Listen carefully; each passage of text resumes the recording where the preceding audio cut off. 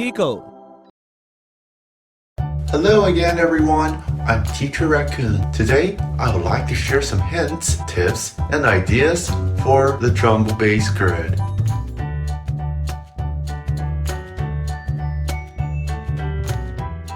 I expect that many of you are curious about what can we do with the jumbo base grid. In addition to presenting our project, so follow me and let me show you some of the things we can do.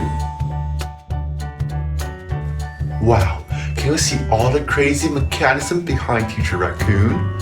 This use of the jumbo base grid is related to Green Mech. You can see sea animals, transportation, even plants.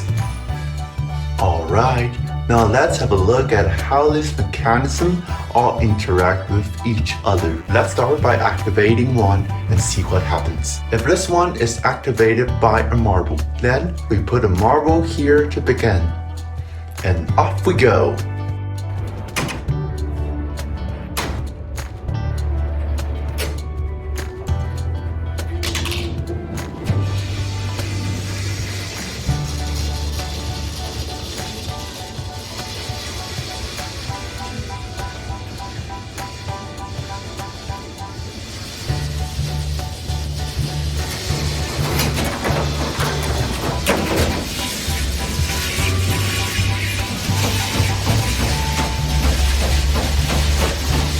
Wow, wasn't that cool?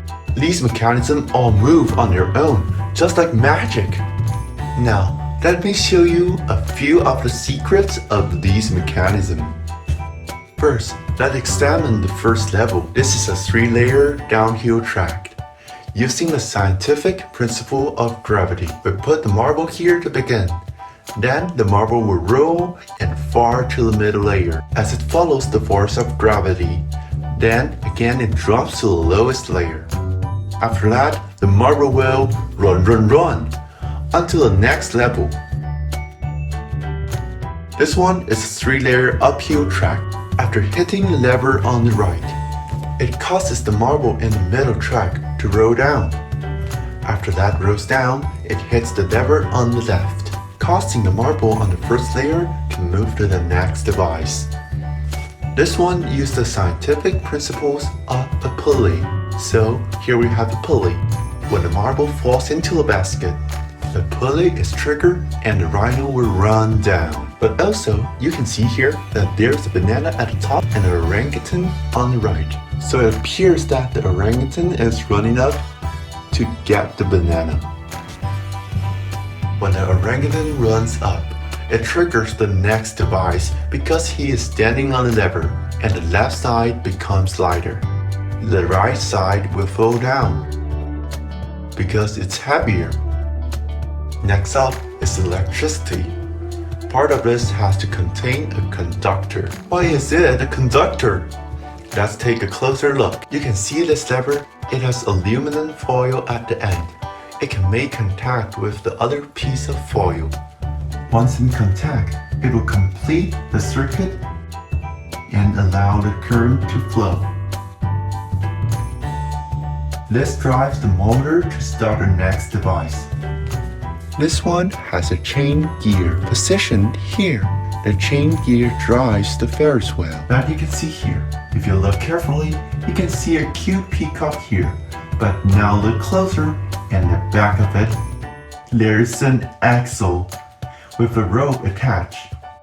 There is a plastic sheet attached to the rope, and this is also an application of electricity. This part here is an insulator. Because the plastic sheet is non-conductive, it insulates the battery contacts from electrical current. So if we plug it in here at the battery contact where the spring is, once the mechanism activates, it will roll up to the rope, pushing out the plastic sheet. Once the insulator is pulled out, the circuit completes and the motor begins to operate. The action of the motor triggers the next device. The scientific principle of this next step is transmission of power through gears. This is a 90-degree transmission angle. This part, you can see the gears and how they mesh.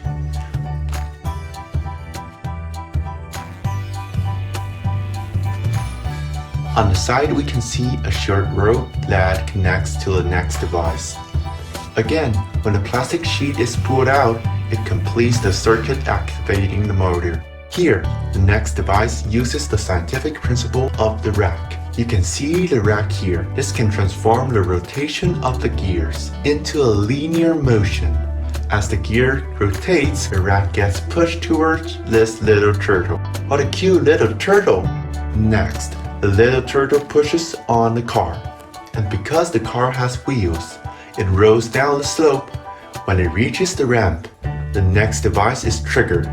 The next mechanism uses the pendulum concept, the scientific principle of the pendulum. Here, the pendulum has been combined with a small lever. Like this.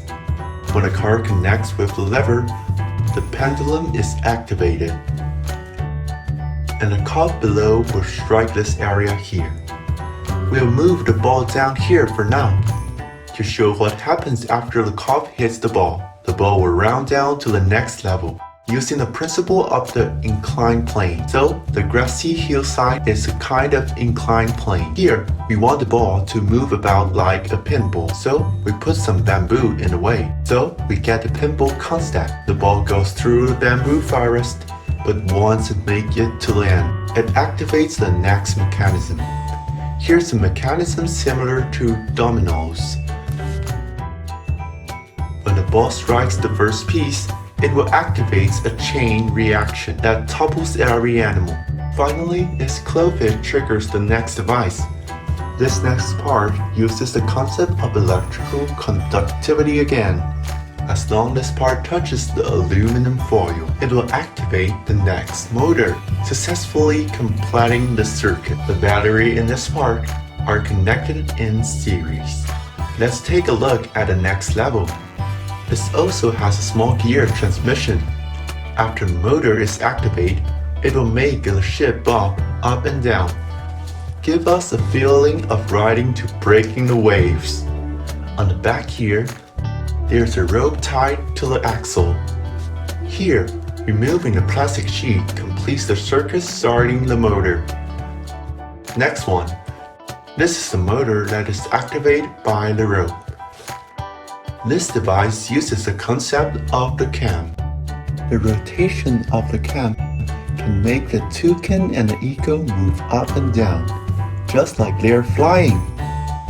The battery in this level are connected in parallel. Then we tie a rope to this motor. The rope at the other end pulls up axle. This is similar to the latch concept. When we pull up the latch, this small lever will fall. Here is the clip, and the principle is the same as before with aluminum foil. Once connected, it drives the last device. The last level is the little crab that uses a simple reciprocating motion. A reciprocating motion with a gear can make a crab do a left and right movement. So, these were all the mechanisms we used here today. Wow, they all look simple but contain different scientific principles. As long as you get the hang of these principles and techniques, you can also make your own mechanism like me. Also, you can see that there are lots of animals, plants, and transportation models behind me. These models are all from the Creative World set. You can build up to 40 models with a set. For more information, you can scan the QR code over here, which will take you to our website, where you can see this set and many more. Alright, that's all for now. I hope you enjoyed this introduction to the Jumbo Base Grid. If you like this video, please give it a thumbs up and share these videos with your friends. I am Teacher Raccoon. See you next time. Bye!